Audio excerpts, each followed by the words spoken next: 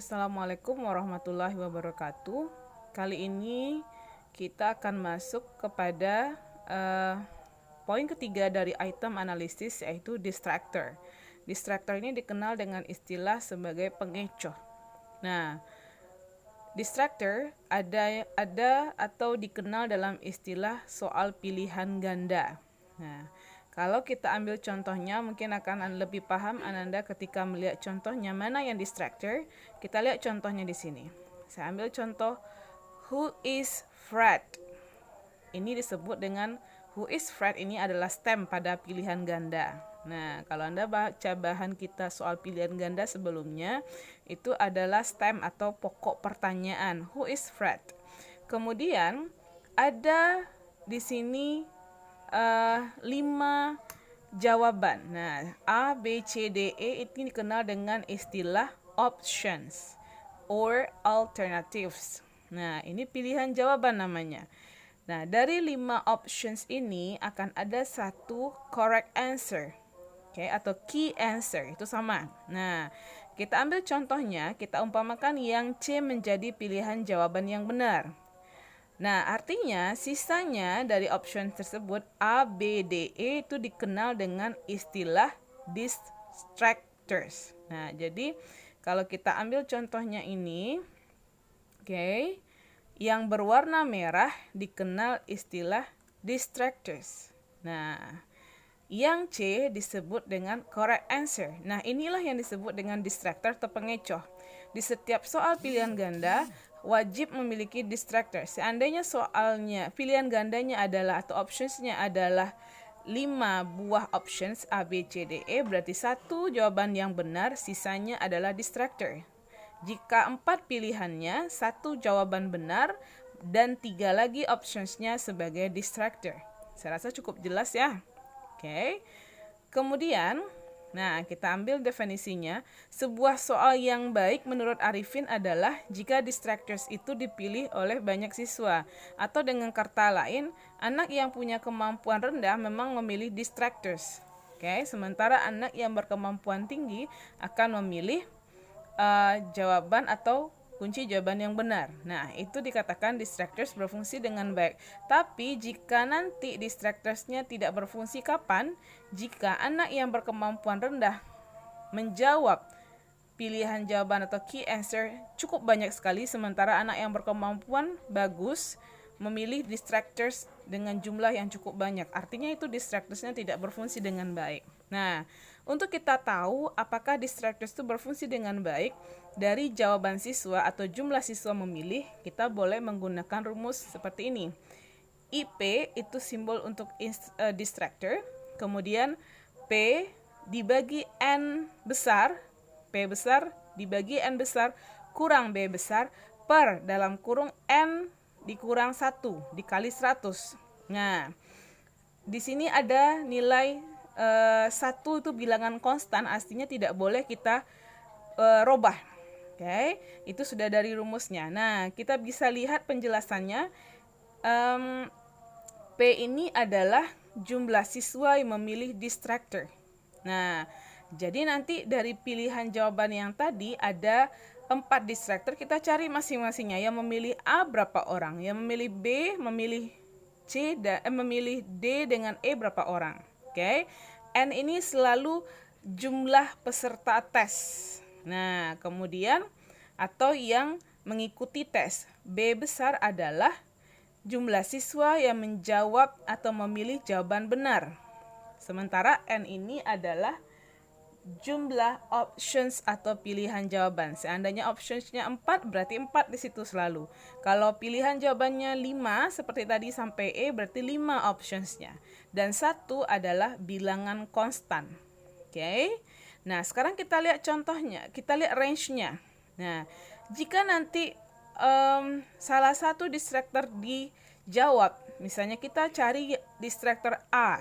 Nah, dapat nilainya 76% sampai 125%, berarti distractornya very good, sangat bagus. Jika nanti distractor itu bernilai 51% sampai 75 atau 126% sampai 150% itu sama, itu berarti distractornya good, kemudian 26% sampai 50% atau 151 sampai 175 itu fair, cukup. Kemudian yang poor atau tidak bagus 0% sampai 25 atau 176 sampai 200%. Kemudian very poor, sangat tidak bagus, itu lebih dari 200%. Nah, ini range yang kita pakai untuk menentukan distractor yang kita cari itu sangat baik atau sangat jelek. Nah, sekarang kita ambil contohnya. Kita ambil contoh soal yang tadi, yaitu who is Fred? Oke, who is Fred? Dari 5 pilihan jawaban, oke,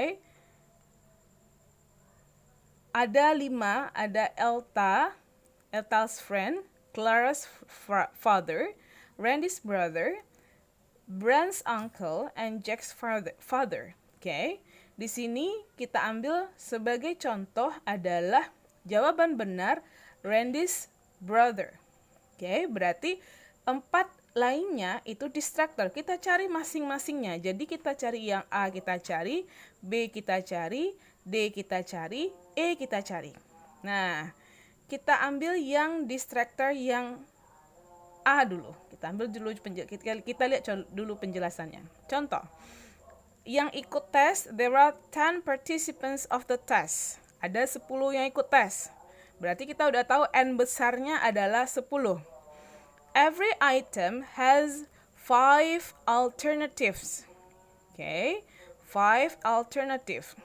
Nah, 5 alternative, it means that N kecil nilainya adalah 5.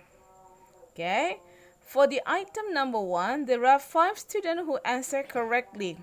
Dari item nomor 1 di atas ada 5 anak yang menjawab benar. Berarti itu untuk simbol apa tadi? Kita lihat kembali ke rumusnya. Kalau jawaban yang benar itu disimbolkan dengan B besar.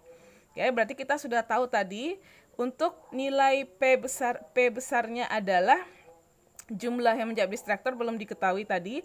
N besarnya adalah jumlah yang ikut tes adalah 10. Yang menjawab benar atau memilih jawaban benar adalah 5 orang. N kecilnya adalah jumlah option adalah 5 dan 1 bilangan konstan. Kita lanjut ke bawahnya. Oke. Ya. Nah, ini analisanya. Nah, jadi ini kita dapat dari jawaban siswa. Oke, lembar jawaban siswa. Contoh nomor 1. Soal nomor 1, ini tadi yang memilih jawaban benar tadi kita lihat sudah ada yang C ya. Yang jawaban benar C adalah 5 orang. Nah, ini N kecil. Sementara yang memilih jawaban A adalah 2 orang, distractor A 2 orang, distractor B adalah 1 orang, distractor D adalah 0, dan distractor E adalah 2. Nah, kita cari dulu IP untuk distractor A. Oke. Nah, kita lihat. Kita kembali lagi. P. Nah, kita ingat tadi kalau P adalah jumlah yang memilih distractor A. Sekarang yang memilih distractor A adalah jumlahnya tadi 2. Nah, yang memilih distractor A adalah 2 orang siswa. Oke. Saya ulang kembali, yang memilih jawaban A adalah 2. Makanya nilai P di sini adalah 2. Oke. Kemudian per N besar jumlah peserta yang ikut tes, artinya 10 orang. Kemudian dikurangi dengan B besar, B ini adalah jumlah yang menjawab benar, 5. Nah, per N kecil ini adalah yang jumlah optionnya. Berapa ini? A, B, C, D, E. Ada 5. Dikurang dengan 1 bilangan konstan, tidak boleh dirubah. Nah, ini dapat 2, nanti kita lihat 2 per 5 per 4. Nah, jadi cara menyelesaikannya Anda bagi dulu, tulis 2, kemudian nilai ini diselesaikan terlebih dahulu. yang 10 kurang 5 dapat 5 dibagi dengan 5 kurang 1, 4. Berarti 5/4 bagi dulu. Nah, hasilnya adalah 1,25. Nah, baru dibagi 2 dibagi 1,25 dikalikan dengan 100. Hasilnya adalah 160%. Nah, oke. Begitu seterusnya. Kemudian kita cari, jadi nilai yang 160 itu adalah distractor untuk pilihan yang A dikategorikan adalah fair. Karena pada nilai di atas dia masuk pada kategori fair. Kita coba buktikan ya, kalau 160% apakah betul ke fair? Iya. 151 sampai 175 terkategori fair. Oke. Nah, hal yang sama juga dilakukan pada distractor yang bagian kedua atau yang B. Oke, kita coba ya. Kita coba mencarinya untuk yang kedua. Nah, caranya sama. Kalau ini kita ganti menjadi B. Oke. Ini kalau tadi yang A yang menjawab benar adalah 2, kalau yang B menjawab benarnya berarti 1. Nah, kemudian jumlah yang ikut tes sama 10. Dengan yang menjawab benar juga sama 5, kemudian dibagi 5 sebagai jumlah option dikurang 1. Nah, silakan Anda cari berapa kira-kira hasilnya. Jadi caranya tetap sama. Oke. Nanti yang C tidak kita cari karena itu jawaban yang benar. Yang kita cari mana lagi? Yang D dengan yang E. Nah, begitu seterusnya. Jadi untuk soal yang berikutnya, soal nomor 2 juga sama. Tinggal mencari yang distractornya saja. Key answer tidak dicari. Saya rasa cukup sekian. Terima kasih.